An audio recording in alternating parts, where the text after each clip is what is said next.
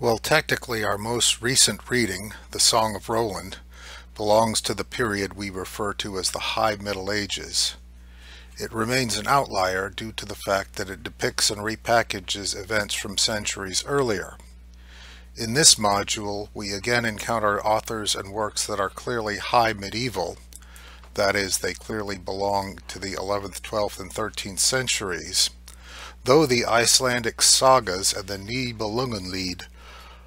are also shown as likewise belonging to earlier historical and folkloric traditions. Emerging out of the presumed chaos of the post-imperial world, from beyond the shores of the Mediterranean we head north and enter the Norse and Germanic worlds, which both preserve and complement existing bodies of literature as they offer their own distinct literary contributions and traditions.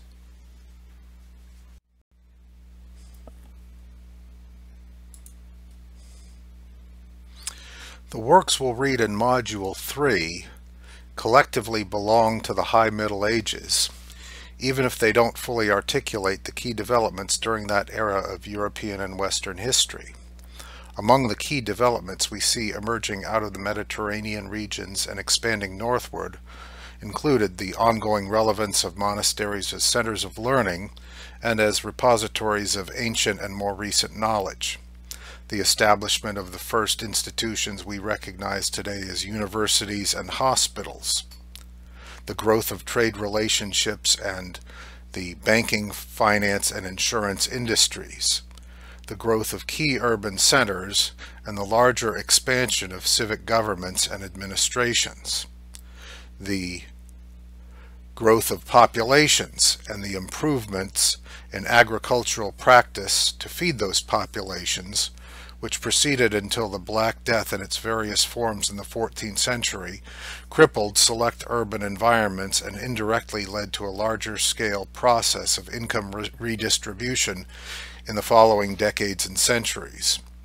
And most importantly, the growth of humanism, a philosophy and belief system rooted in the potentials and possibilities of individual human beings. We'll be spending more time with this concept in Module 4. But here it is important to recognize this key philosophical development as a product of the High Middle Ages. Please pause and take a moment to review this slide. Some additional and equally important developments included the increasing growth of the Church and the additional powers aligned with the papacy. Some historians have referred to the medieval Catholic Church with its network of monasteries, its extensive landholdings,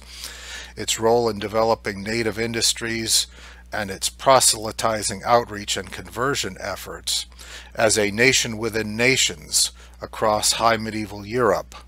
with the Pope as a supreme leader in constant conflict with various kings and emperors for political power, in a series of developments that we've referred to today as the investiture conflicts. One indirect outgrowth of that growth of ecclesiastical power was the emergence of the crusading ideology, which you've already encountered in the Song of Roland. Again, I'll ask you please to pause and review this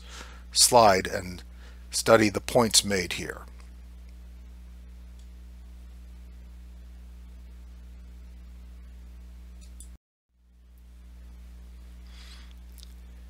Given the Northern European orientation of our readings in Module 3,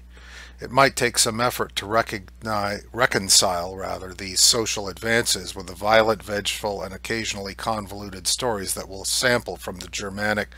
Nibelungenlied, the Old Norse poetic and prose Eddas, the Icelandic sagas, and the High Germanic masterpieces of Wolfram von Eschenbach and Gottfried von Strasbourg. However, as much as these works can represent links to ancient and more recent pasts associated with the Dark Ages, they also in their own ways capture humanist themes and values, and I do hope you enjoy your encounter with them. For now, I'll thank you for your attention, and I hope you enjoy these selections.